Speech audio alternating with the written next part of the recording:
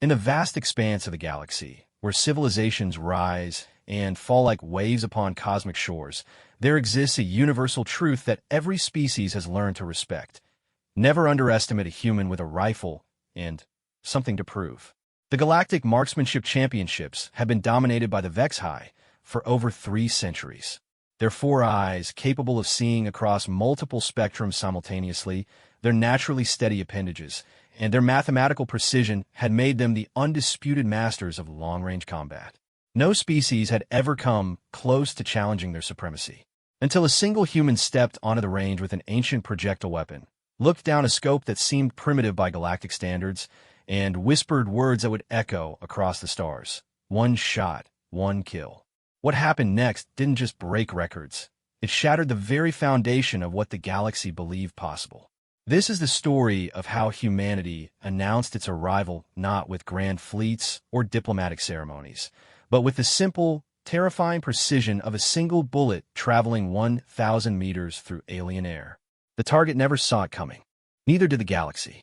The transport shuttle Terra Nova docked at Kepler Station with the subtle grace of a falling brick, much to the amusement of the alien observers clustered around the viewing ports. Steam hissed from the primitive chemical thrusters as the ungainly human vessel settled into its assigned berth, looking distinctly out of place among the sleek, crystalline ships that represented the galaxy's finest civilizations. Marcus Chin stepped off the shuttle with his gear bag slung over one shoulder and a long, wrap case in his other hand. The artificial gravity felt lighter than Earth's standard, and he took a moment to adjust his stance. Around him, the docking bay buzzed with activity as beings from dozens of species moved about their business. But Marcus noticed how conversations seemed to quiet as he passed. He wasn't the first human these aliens had seen, but he might as well have been.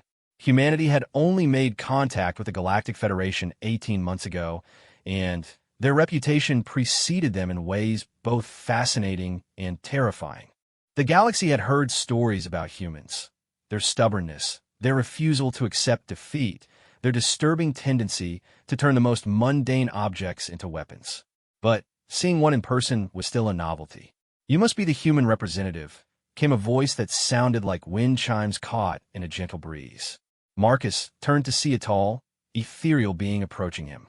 Her skin had a translucent quality that shifted between pale blue and silver, and her movements possessed an otherworldly grace that immediately identified her as one of the ethereal confederacy. "Marcus Chun," he replied, extending his hand in the universal human greeting he'd been taught was now recognized across the galaxy. "And you are?" "Zara Lin of the Third Sphere. I am your guide for the duration of the championships." She looked at his offered hand with curiosity before gently grasping it with her own, which felt surprisingly warm despite her otherworldly appearance. "I must admit, there has been considerable interest in your participation. Many of my colleagues are curious about human capabilities." Marcus smiled, the expression carrying just a hint of the confidence that had earned him his reputation back on Earth. "I hope they won't be disappointed."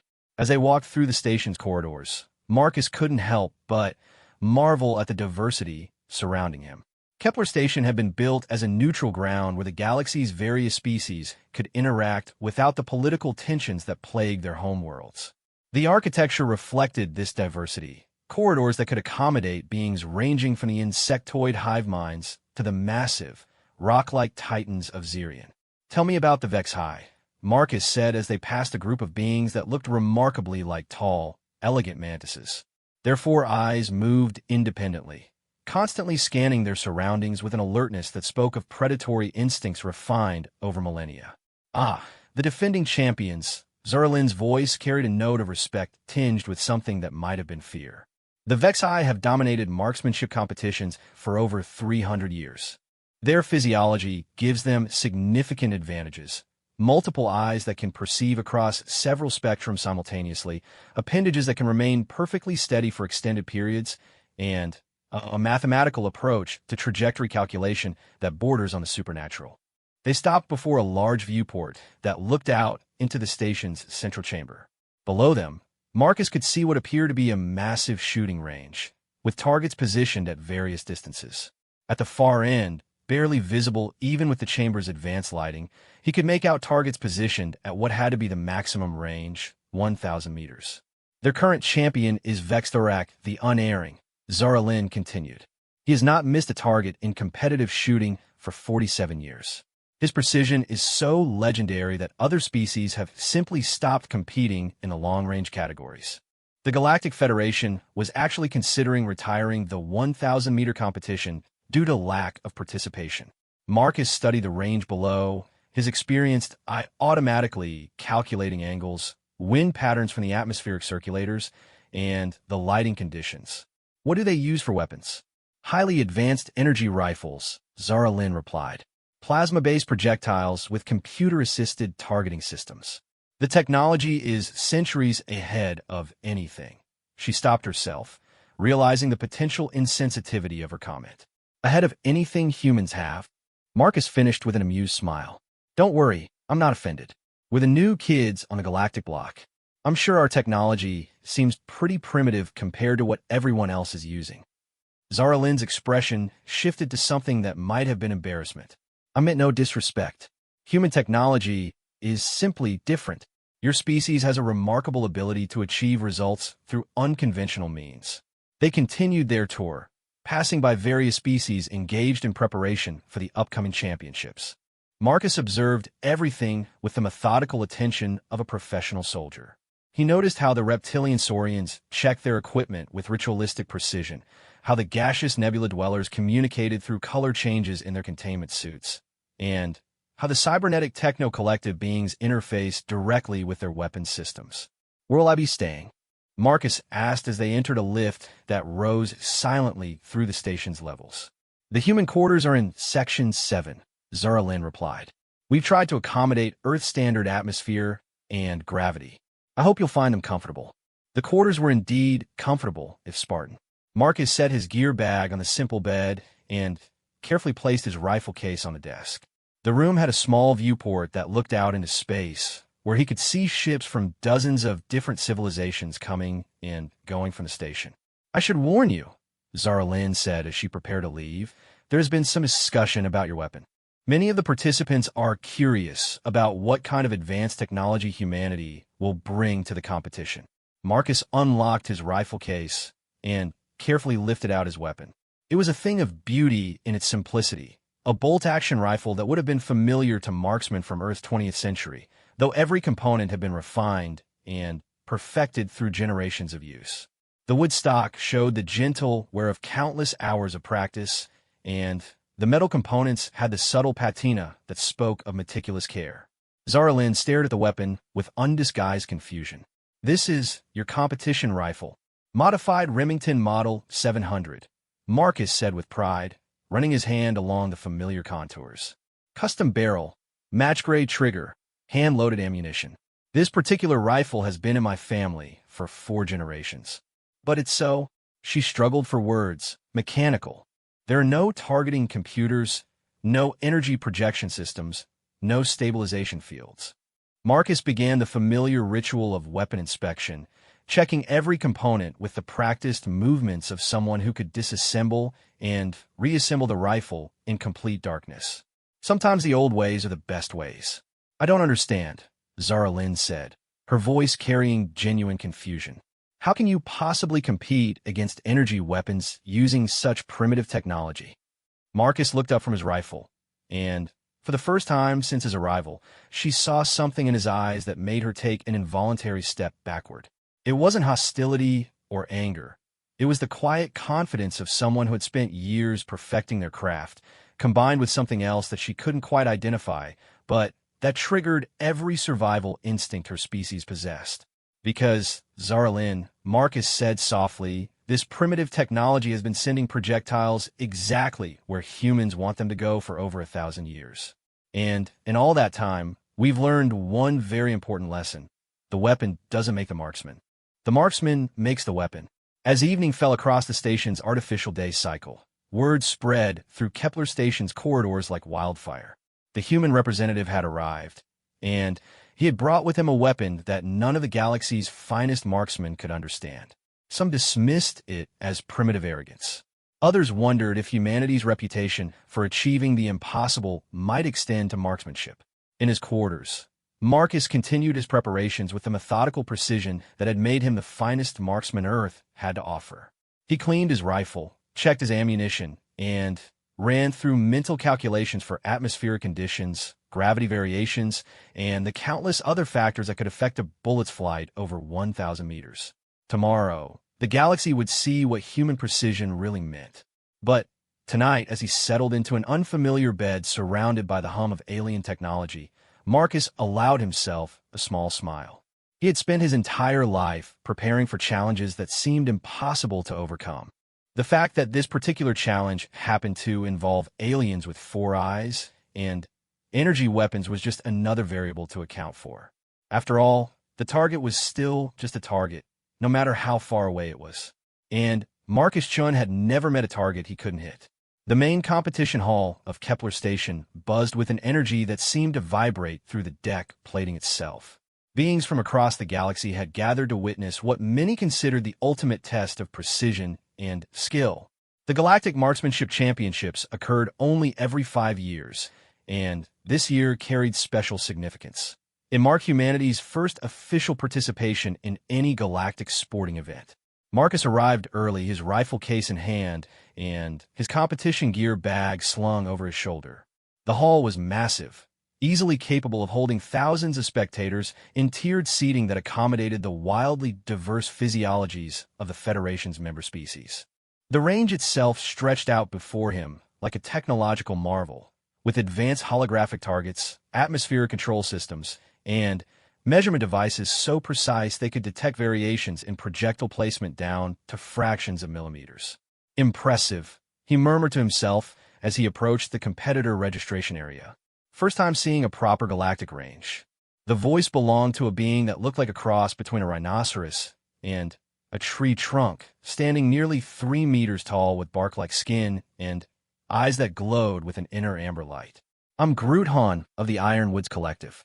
Been competing in these championships for 37 years. Marcus Chun, representing Earth, Marcus replied, offering his hand. Groot Han's massive appendage engulfed Marcus's hand completely, but the grip was surprisingly gentle. Ah, the famous human. Groot Han's voice rumbled like distant thunder. Word has spread about your unique approach to marksmanship. Many of my colleagues are quite curious to see this primitive projectile weapon in action. Marcus had grown accustomed to that word, primitive. It seemed to follow humanity wherever they went in the galaxy. Sometimes the simplest solutions are the most effective. Perhaps, Groot Han replied diplomatically. Though I confess, I fail to see how chemical propulsion can compete with the precision of coherent energy projection. My own weapon uses focused gravitational waves to accelerate crystalline projectiles.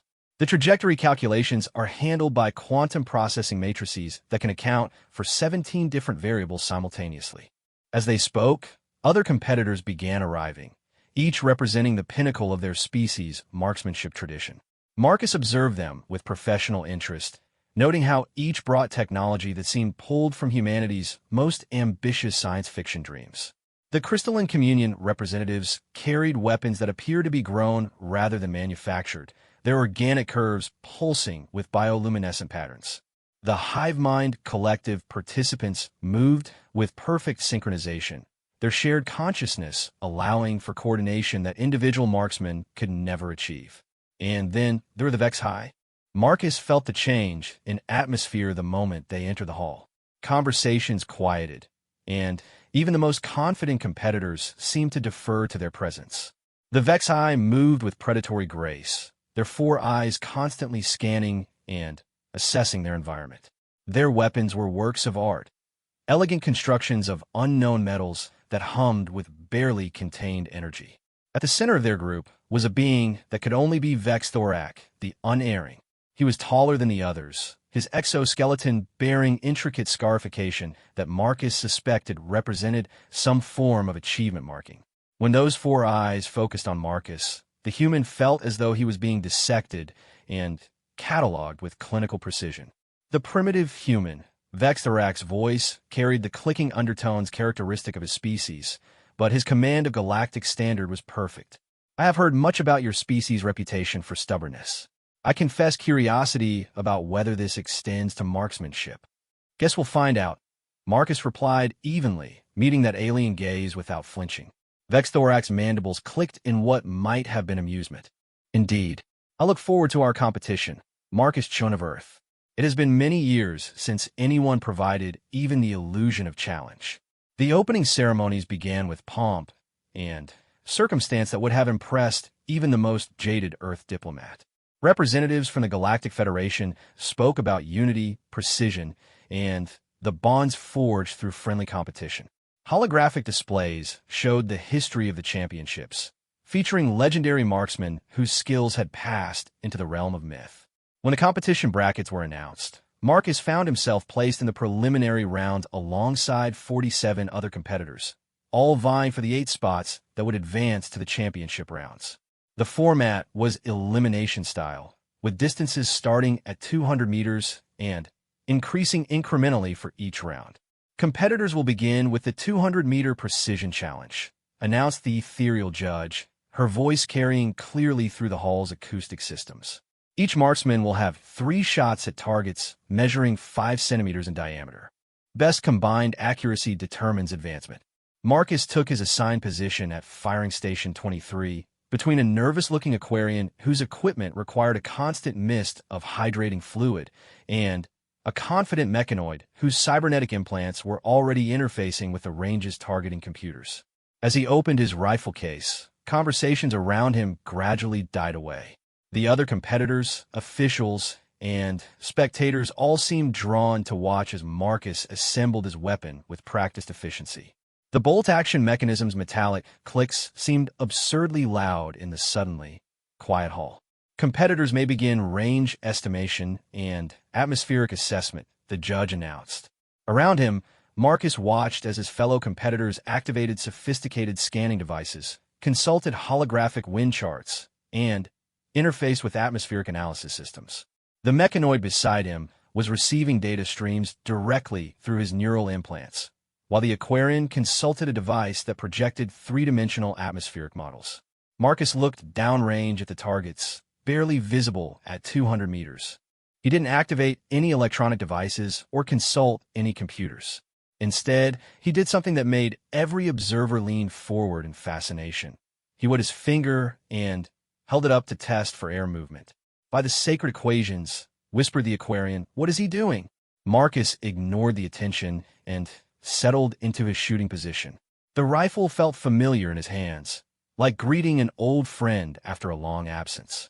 He worked the bolt to chamber around, the mechanical action smooth and reliable. Through his scope, the target came into sharp focus, a simple circle that represented the culmination of everything he had trained for. Range is live, announced the judge. Begin when ready. The first shots from his competitors came almost immediately. Energy weapons discharged with characteristic whines and hums, sending coherent beams of light downrange at near light speed. Targeting computers calculated perfect trajectories, atmospheric processors adjusted for microscopic variations in air density, and gravitational manipulators ensured projectiles followed mathematically precise paths. Marcus took his time. He controlled his breathing, feeling his heart rate slow as years of training took control. The crosshairs settled on the center of the target, and for a moment that stretched into infinity, everything else faded away. There was only the rifle, the target, and the space between them. The shot broke clean and true, the chemical explosion sending a small piece of lead downrange at just over twice the speed of sound. In the time it took for that bullet to reach its target, energy weapons had fired and hit dozens of times. But when the scoring system updated, every eye in the hall focused on Station 23. Marcus Chin's first shot had struck dead center, creating a hole so perfectly placed that the automated measurement system had to recalibrate twice to confirm the reading. His second shot struck less than 2 millimeters from the first. His third shot actually enlarged the hole created by the first two, the bullet passing so close to the previous impacts that it shaved metal from their edges. The hall fell completely silent. Vexthorak's 4 eyes fixed on Marcus with an intensity that seemed to burn. For the first time in 47 years of competition, someone had achieved a precision score that matched his own preliminary best. Impossible, whispered the mechanoid. Without targeting computers, without atmospheric processing, without gravitational compensation, it's mathematically impossible. Marcus stood and safed his rifle, ejecting the spent brass casings and policing them up with the automatic movement of someone who had been trained to leave no trace. When he noticed every being in the hall staring at him, he simply shrugged.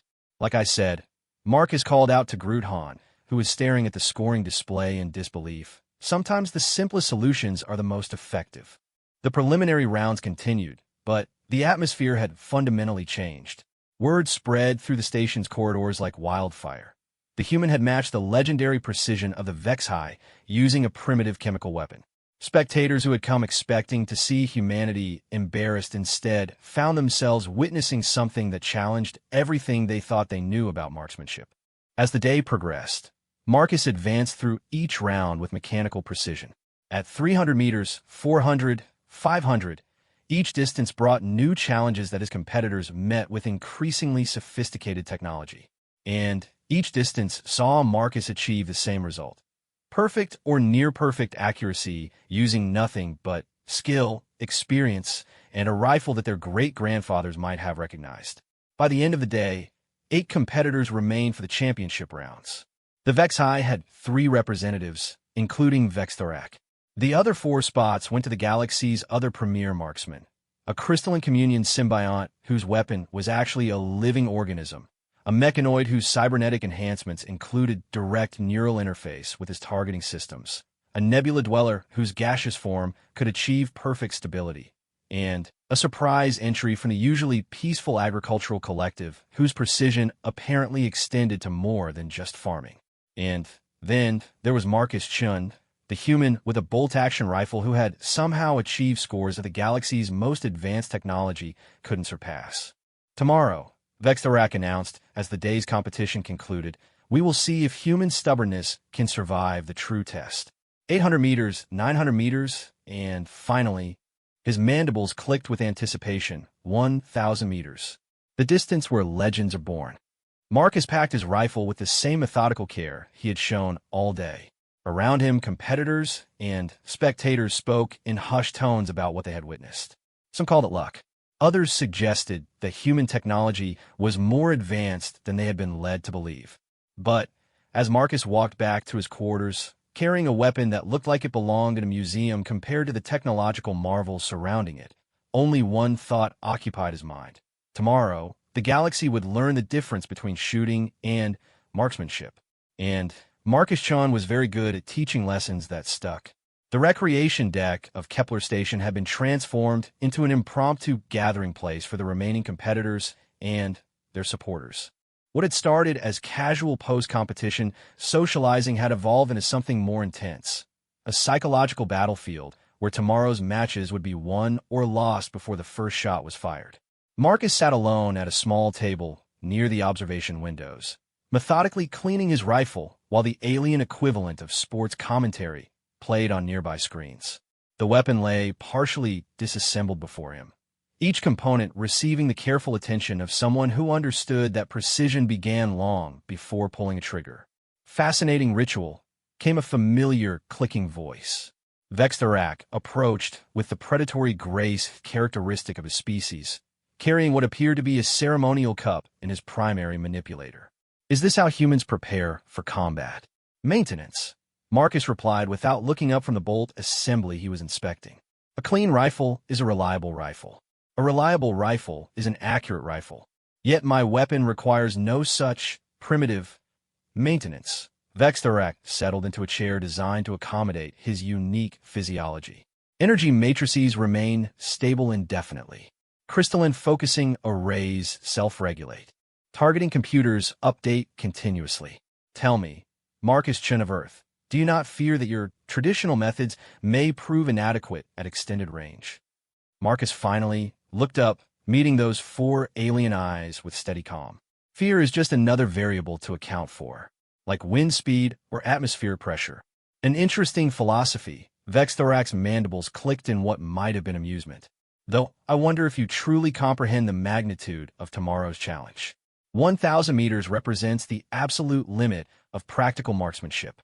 At that distance, the slightest miscalculation, the tiniest deviation, the smallest tremor becomes magnified into complete failure. Sounds like you've given this a lot of thought. Marcus continued his cleaning, each movement economical and practiced. I have held the galactic record at 1,000 meters for 23 years. Vexthorak's voice carried quiet pride. My last competitor at that distance missed by 37 centimeters. The one before that failed to even reach the target. The physics are unforgiving, Marcus-chan. Your primitive projectile must overcome gravitational drop, atmospheric resistance, wind drift, temperature variations, and a dozen other factors that my energy weapon simply ignores. Across the recreation deck, the other competitors were engaged in their own forms of preparation. The crystalline communion representative sat in perfect stillness, apparently communing with his living weapon in ways that defied explanation. The mechanoid had interfaced directly with the station's central computer, downloading atmospheric projections and gravitational fluctuation data. The nebula dweller had formed itself into a perfect sphere within its containment suit, achieving a stability that solid matter could never match. Your colleagues seem confident, Marcus observed, nodding toward the other competitors. They have reason to be, Vexthorak replied. Each represents the absolute pinnacle of their species' capabilities. Enhanced by technology, augmented by evolution, perfected through centuries of refinement. You, however, he paused, studying Marcus with those independently moving eyes. You represent something different. Something primitive. There's that word again. Marcus smiled slightly. You know where I come from? We have a saying, God made men, but Samuel Colt made them equal. The idea being that sometimes the simplest tools, in the right hands, can overcome any advantage. An quaint sentiment. Vexthorak's mandibles clicked rapidly, the alien equivalent of laughter. But this is not your primitive world, Marcus-chan. This is the galaxy's finest proving ground, where the laws of physics determine outcomes, not mythology or determination. Their conversation was interrupted by the arrival of Zara Lynn, who moved between tables with the diplomatic grace expected of a tournament official. Behind her followed a being that Marcus hadn't seen before. Humanoid in basic structure, but clearly artificial, with crystalline components visible beneath translucent synthetic skin. Gentlemen, Zara Lynn's musical voice carried clearly across the deck. I'd like you to meet Observer Synth Prime of the Eternal Archive. He will be documenting tomorrow's competition for historical record. Synth Prime focused his optical sensors on Marcus with mechanical precision. Human competitor Marcus-chan, your performance today has generated significant interest among the archive's analytical algorithms. We have been unable to construct accurate models predicting your continued success. Maybe that's because you're trying to model the wrong things, Marcus suggested, reassembling his rifle with smooth efficiency. Explain, Synth Prime requested, his artificial voice carrying genuine curiosity. Marcus worked the bolt action several times, listening to the mechanical sounds with the attention most people reserve for favorite songs. Your models probably focus on equipment capabilities, atmospheric conditions, gravitational constants, all the external factors. But marksmanship isn't really about any of that. Then, what determines success at extreme range? Vexthorak leaned forward, all four eyes focusing intently. Marcus finished reassembling his rifle and held it up to the light, checking the alignment of the scope with practiced eyes. Patience, discipline, the ability to make the same perfect shot 1,000 times in a row, whether anyone's watching or not. Most people think marksmanship is about the shooting. Really, it's about everything that happens before you pull the trigger. The crystalline communion representative suddenly opened his eyes, apparently emerging from his communion trance. When he spoke, his voice carried harmonics that suggested multiple entities speaking in perfect unison. The human speaks of spiritual preparation. This concept is familiar to our understanding of precision. Spiritual? Vexthorak's clicking grew more rapid. This is a scientific competition, not a religious ceremony. Is it? Marcus asked mildly. Because from where I sit, everyone here seems to worship their technology pretty devoutly. The comment struck home. Around the recreation deck, conversations quieted as competitors and spectators alike considered the implications. Here was a being using technology that seemed centuries out of date, yet achieving results that their most advanced systems couldn't surpass. Your weapon. The mechanoid suddenly interjected, his cybernetic voice carrying electronic undertones. Our analysis suggests it should be incapable of the precision you demonstrated today. The mechanical tolerances, the chemical propulsion variables, the human biological limitations, none of it computes. Marcus smiled, the expression carrying years of experience dealing with skeptics. That's probably because you're analyzing the wrong thing. You're looking at the rifle. You should be looking at the Marksman. Elaborate, Synth Prime requested, his recording systems clearly active. Marcus stood, shouldering his rifle with the casual ease of someone for whom the weapon was simply another limb. Every human marksman learns the same lesson eventually. The rifle doesn't make the shot. The marksman makes the shot. The rifle is just a tool, and tools are only as good as the skill that guides them. But, surely, Vexthorak protested, superior technology provides superior results? Sometimes, Marcus acknowledged, but technology has limitations. It can calculate wind speed, but it can't feel the subtle pressure changes that tell you the wind is about to shift. It can measure atmospheric density, but it can't sense the rhythm of your own heartbeat and time the shot between beats. It can process environmental data, but it can't account for the 10,000 tiny variables that experience teaches you to recognize. The revelation seemed to ripple through the assembled beings like a shockwave. Here was a human suggesting that intuition and experience could somehow surpass mathematical precision and technological advancement. Impossible! The agricultural collective representative spoke for the first time, his voice carrying the rustic tones of someone more comfortable with growing things than shooting them. Precision requires measurement. Accuracy demands calculation. Success depends on eliminating variables, not embracing them. Does it? Marcus asked. Because I've been shooting competitively for 20 years, and the best shooters I know don't think about calculations during the shot. They think about breathing, about stillness, about becoming one with their weapon. The calculations happen subconsciously, processed by years of muscle memory and pattern recognition. As if to demonstrate his point, Marcus moved to one of the recreation deck's viewports and assumed a shooting stance, aiming at nothing in particular. His movements flowed with unconscious precision, feet positioned for perfect balance, rifle mounting to shoulder with mechanical consistency, breathing settling into the rhythm that experienced shooters knew by heart. See that? Marcus maintained his stance while speaking. My pulse just dropped to 52 beats per minute. My breathing is cycling every 8 seconds.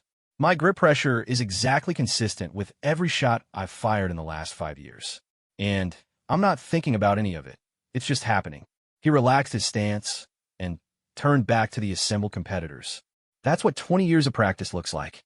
Not calculations or computer assistance, just the human body and mind trained to perform the same precise movement every single time. The silence that followed was profound. Every being present was reconsidering their understanding of marksmanship, precision, and the relationship between technology and skill.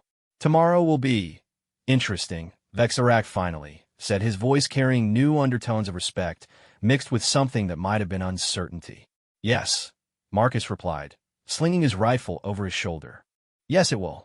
As he walked toward his quarters, leaving behind a recreation deck full of suddenly thoughtful aliens, Marcus allowed himself a small smile.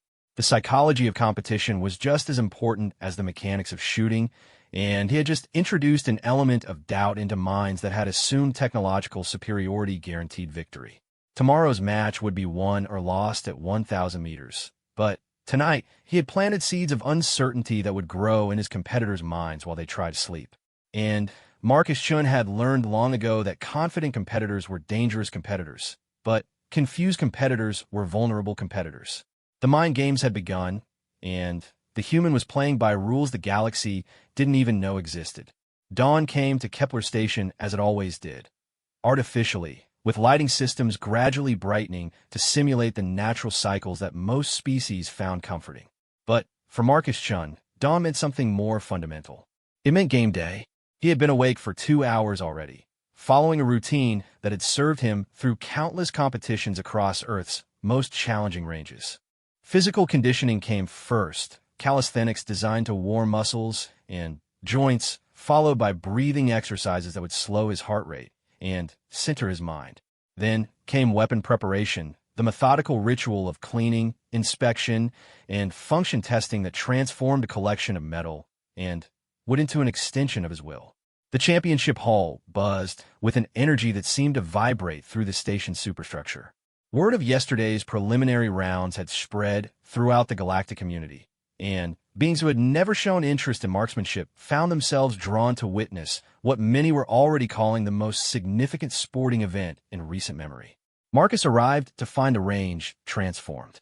Holographic displays showed real-time atmospheric data, gravitational measurements, and environmental conditions with precision that seemed almost absurd for what was fundamentally just shooting at targets. The 800-meter markers seemed impossibly distant, while the 1,000-meter targets were barely visible even with advanced optical enhancement. Magnificent, isn't it? Zara Lynn appeared beside him, her ethereal voice carrying undertones of excitement. The station's best atmospheric technicians have been working all night to ensure perfect conditions. Every variable has been measured, every environmental factor controlled. Perfect conditions, Marcus mused, studying the range with the practiced eye of someone who had competed in deserts, mountains, and every challenging environment Earth had to offer. I've never actually shot in perfect conditions. There's always wind, or heat shimmer, or some other variable to account for. Surely that makes accuracy more difficult? Zara Lynn seemed genuinely confused by the concept. Different, Marcus corrected. Not necessarily more difficult, just different. The other competitors were arriving, each surrounded by teams of technicians, coaches, and equipment specialists. Marcus watched as the mechanoid underwent final calibration procedures, his cybernetic components being fine-tuned by technicians using devices that hummed with barely contained energy. The crystalline communion representative engaged in what appeared to be a complex ritual with his living weapon, the organism pulsing with bioluminescent patterns that suggested some form of communication. Vexthorak's preparation was perhaps the most impressive to observe. His support team consisted of other Vexhi who moved with military precision, checking atmospheric readings, calibrating targeting systems, and running diagnostic routines on energy weapons that looked more like works of art than tools of war. When Vexthorak himself took his position, all four eyes began moving independently, scanning the range with an intensity that made Marcus think of apex predators evaluating their hunting ground. Competitors, please take your positions for the 800-meter championship round, announced the ethereal judge. This distance will determine the final four who advance to the ultimate test. Marcus walked to his assigned firing point, aware that thousands of eyes from dozens of species were watching his every movement. Camera drones hovered at respectful distances, capturing footage that would be broadcast across the galaxy. Historical archivists recorded everything for posterity, and somewhere in the crowd, he could feel Vexthorak's four-eyed gaze studying him with predatory focus. 800 meters. The target looked like a small, even through his scope, barely visible against the range's far wall. Around him, competitors activated scanning systems, consulted atmospheric data, and interfaced with targeting computers that processed information faster than biological minds could comprehend. Marcus did none of these things. Instead, he assumed his shooting position with the fluid movements of someone for whom the stance was as natural as walking. He worked the bolt-to-chamber around, the mechanical sound somehow reassuring in an environment filled with the hum of advanced technology. Range conditions are optimal, announced the judge. Atmospheric pressure is standard. Temperature variation is less than 1 degree across the range. Wind speed is effectively zero. Gravitational fluctuation is within acceptable parameters. Competitors may begin when ready. The first shots came quickly. Energy weapons discharged with their characteristic whines, sending coherent beams of light downrange at velocities that made Marcus's bullets seem sluggish by comparison. Targeting computers calculated perfect trajectories, accounting for every measurable variable with mathematical precision. But when the scoring displays updated, something unexpected happened. While every energy weapon had struck its target, none had achieved the perfect center hits that their technology should have guaranteed. Microscopic variations in energy focus, tiny fluctuations in gravitational fields, minute atmospheric disturbances, factors too small for even advanced sensors to detect, had introduced tiny errors that became magnified over 800 meters. Marcus took his time. Through his scope, the target seemed to float in space, disconnected from everything else in the universe. He controlled his breathing, feeling his heart rate settle into the slow, steady rhythm that had become as automatic as breathing itself. The crosshairs settled on the target's center, and, for a moment that stretched into infinity, everything else ceased to exist. The shot broke clean and true. 800 meters away, a small piece of lead struck the exact center of the target with precision that made the automated measurement system recalibrate twice before displaying the result. Perfect score. The hall fell silent except for the humming of electronic systems and the whispered translations of beings trying to comprehend what they had just witnessed. Marcus worked the bolt to eject the spent casing, the mechanical sound sharp in the sudden quiet. He chambered his second round and settled back into position, his movements showing no sign of excitement or satisfaction. To him, this was simply what was supposed to happen.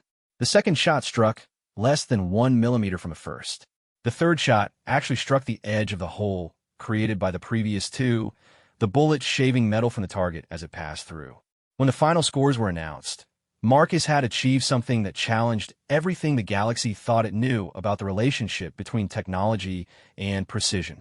Without computers, without energy weapons, without any of the advanced systems that his competitors relied upon, he had achieved a score that none of them could match. "Impossible," whispered the mechanoid, his cybernetic voice carrying electronic distortion that suggested systemic overload. "The probability calculations don't support such precision with primitive projectile technology." "Perhaps," suggested the crystalline communion representative, "we have been measuring the wrong variables." The semifinal round continued, with 4 competitors advancing to the final challenge. Vexthorak, whose energy weapon had achieved scores that would have been considered perfect if not compared to Marcus's performance. The crystalline communion representative, whose living weapon seemed to anticipate environmental conditions before they occurred.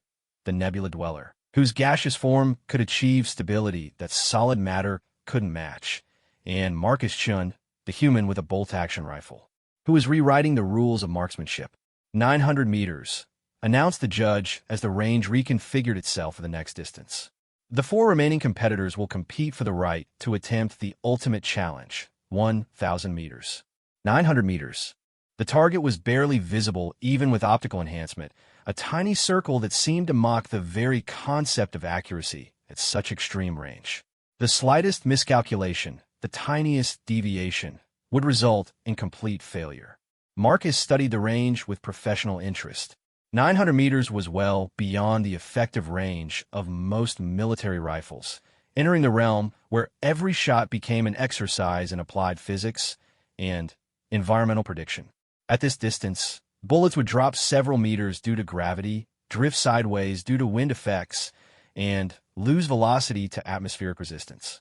Even with perfect aim, success required understanding dozens of variables that could change between shots. "Atmospheric conditions remain stable," announced the judge, though Marcus noticed subtle changes in air movement patterns that the station's sensors apparently couldn't detect. Competitors may begin their final preparation. Around him, the remaining competitors engaged in increasingly complex preparation rituals. The nebula dweller reformed itself into perfect geometric shapes within its containment suit, achieving stability that seemed to defy physics. The crystalline communion representative entered deep meditation with his living weapon, the organism pulsing with patterns that suggested intense communication. Vexthorak's preparation was almost ritualistic in its precision. All 4 eyes moved independently as he scanned the range, his support team providing continuous updates on atmospheric data, gravitational measurements, and electromagnetic field fluctuations. His energy weapon hummed with barely contained power, focusing matrices aligned with mathematical precision. Marcus cleaned his rifle one final time. "Don't you require atmospheric data?" Vexthorak asked, his clicking voice carrying genuine curiosity. "Environmental projections? Gravitational calculations?" Marcus looked up from his weapon maintenance. "About everything I need."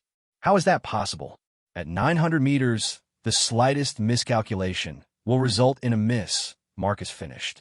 "Same as at any other distance." He stood and assumed his shooting position, and something remarkable happened. As he settled into his stance, as his breathing found its rhythm, as his pulse slowed to its competition cadence, every being in the hall seemed to lean forward in anticipation. "Range is live," announced the judge. The Nebula Dweller fired first, its gaseous form maintaining perfect stability as coherent energy lanced downrange. The shot struck near the target center, achieving a score that would have been considered excellent under normal circumstances. The Crystalline Communion representative fired second, his living weapon seeming to anticipate atmospheric conditions that hadn't yet occurred. The shot struck even closer to center, the organism's biological targeting systems adapting in real time to environmental changes. Vexthorak fired third, his energy weapon discharging with mechanical precision. Fry's tracked the projectile's path with inhuman accuracy, and when the scoring display updated, it showed a hit so close to perfect that the measurement systems required maximum magnification to detect any deviation from center. Then, it was Marcus's turn. 900 meters. A target the size of a dinner plate. A bullet that would take over a second to reach its destination, affected by gravity, wind, temperature, and a dozen other factors that could only be felt, not measured. Marcus settled into his shooting position with the fluid movements of someone who had performed this exact sequence thousands of times. The rifle came to his shoulder like it belonged there, scope aligning with his dominant eye automatically.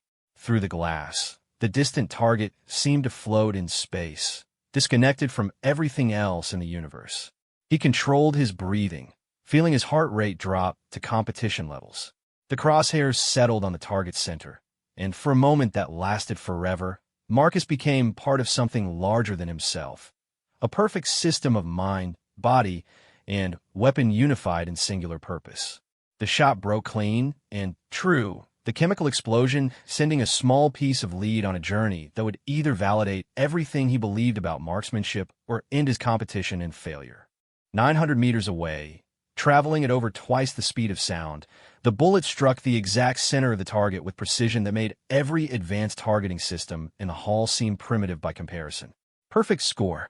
The hall erupted in sounds that had no human equivalent. Clicking, whistling harmonic resonances, and electronic feedback as beings from across the galaxy tried to process what they had just witnessed.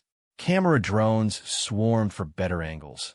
Historical archivists worked frantically to document everything, and competitors stared at their own advanced weapons with expressions of profound confusion. 1,000 meters, announced the judge, her musical voice carrying across the suddenly quiet hall. The ultimate test. Marcus Chun of Earth and Vexthorak, the unerring, will compete for the Galactic Championship. As the range reconfigured itself one final time, extending to its maximum distance, Marcus allowed himself a small smile. 1,000 meters. The distance where legends were born. And Marcus Chun had come here to make history. 1,000 meters stretched before them like an impossible chasm, the target barely visible even with the most advanced optical enhancement systems. At this distance, the challenges transcended mere marksmanship and entered the realm of applied physics, environmental prediction, and something approaching the mystical. The slightest error would be magnified into complete failure, and perfection became the only acceptable outcome. Marcus stood at firing position 1, his ancient bolt-action rifle seeming almost quaint compared to the technological marvel that Vexthorak carried at position 2. The hall had fallen into a silence so profound that the hum of life support systems seemed deafening. Thousands of beings from across the galaxy watched with rapt attention as two fundamentally different approaches to precision prepared to clash at the ultimate distance. The final challenge, announced the ethereal judge, her musical voice carrying clearly through the hall's acoustic systems, will consist of a single shot from each competitor. 1,000 meters. Target diameter, 10 centimeters. Closest to center wins the Galactic Championship. Marcus studied the range one final time, his experienced eye automatically calculating factors that no computer could measure. The target was a tiny dot at the edge of visibility, surrounded by a backdrop that offered no reference points for ranging or wind estimation. At this distance, his bullet would drop over 8 meters due to gravity and take nearly 2 seconds to reach its destination. Environmental factors that were negligible at shorter ranges became critical variables that could determine success or failure. Atmospheric conditions are optimal, the judge continued. Temperature variation across the range is less than half a degree. Humidity is constant. Air pressure is standardized. Gravitational fluctuation is within acceptable parameters. Wind speed is effectively zero. But Marcus felt something that the station's sensors couldn't detect, a subtle movement of air, barely perceptible, that spoke of atmospheric dynamics too complex for mechanical measurement. The environmental control systems had created artificial stability, but they couldn't eliminate the microscopic variations that occurred whenever gases moved through space. Competitor Vexthorak, the judge announced, "You may begin your final preparation." Vexthorak's ritual was a masterpiece of technological precision. His support team activated scanning systems that measured atmospheric density to 17 decimal places, gravitational sensors that detected variations smaller than background cosmic radiation, and targeting computers that processed environmental data faster than biological minds could comprehend. His energy weapon hummed with contained power, focusing matrices aligning with mathematical perfection. All four of Vexthorak's eyes moved independently as he scanned the range, processing visual information across multiple spectrums simultaneously. His targeting system projected holographic overlays that showed projected wind patterns, gravitational vectors, and trajectory calculations updated in real time. When he assumed his firing position, every movement demonstrated the culmination of centuries of technological advancement and biological evolution. Competitor Marcus Chun, the judge announced, "You may begin your final preparation." Marcus opened his rifle case one last time, removing each component with the reverent care reserved for sacred objects. The rifle itself was a thing of beauty in its simplicity, hand-selected wood polished by generations of use, metal components that showed the subtle patina of meticulous maintenance, and mechanical tolerances achieved through craftsmanship rather than manufacturing precision. As he assembled the weapon, beings throughout the hall leaned forward to watch. Here was technology that their ancestors might have recognized, operated by principles that seemed primitive compared to energy matrices and gravitational manipulation.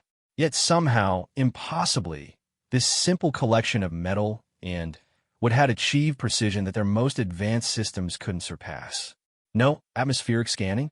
Vexthorak's voice carried genuine curiosity. No environmental processing? No targeting assistance? Marcus looked up from his rifle, meeting those four alien eyes with steady calm. "I've got everything I need." He stood and moved to his firing position, and something remarkable happened. As he settled into his stance, as the rifle came to his shoulder with unconscious precision, as his breathing found the rhythm that had become as natural as heartbeat itself, the very atmosphere in the hall seemed to change.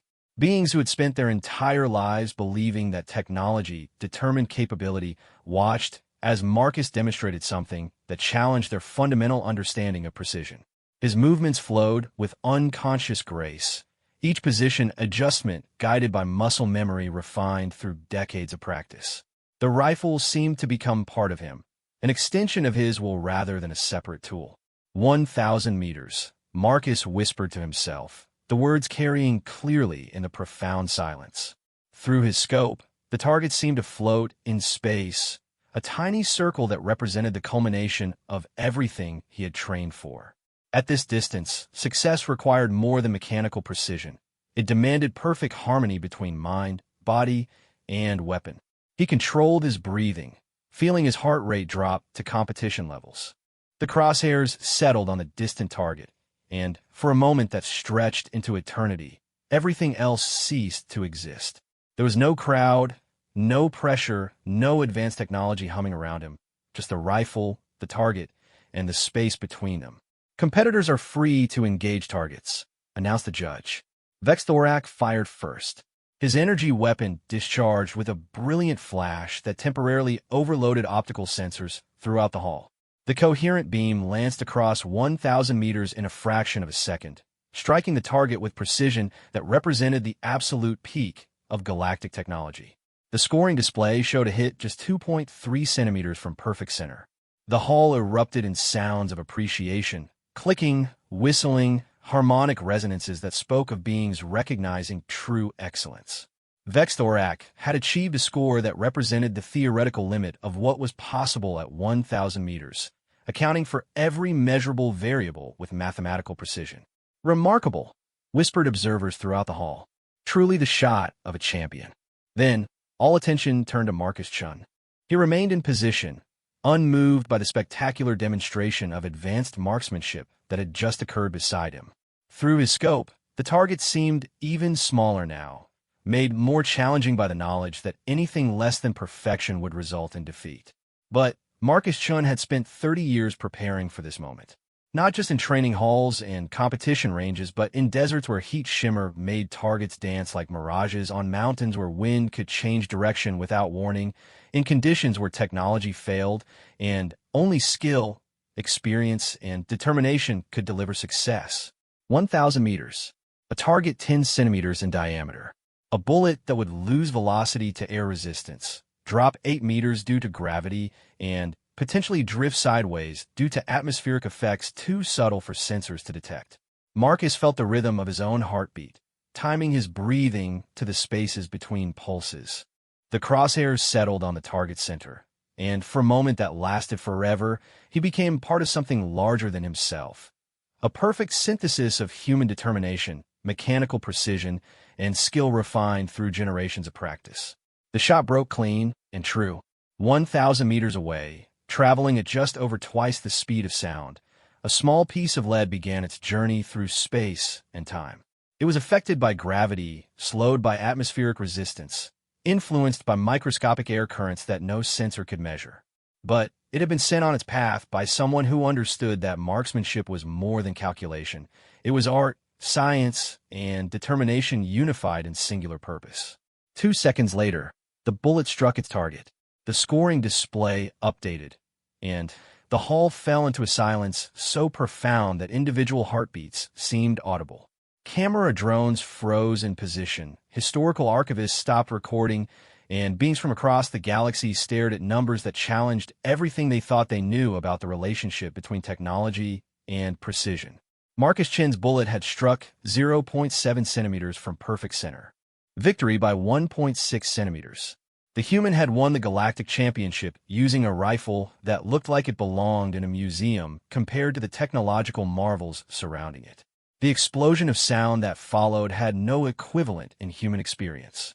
Beings from dozens of species expressed amazement, disbelief, and admiration through vocalizations that ranged from subsonic rumbles to ultrasonic whistles. Camera drones swarmed for angles. Historical archivists worked frantically to document everything, and officials consulted their equipment multiple times to confirm measurements that seemed impossible. Vexthorak approached Marcus with movements that spoke of profound respect, mixed with confusion. When he spoke, his voice carried undertones that suggested fundamental reevaluation of long-held beliefs.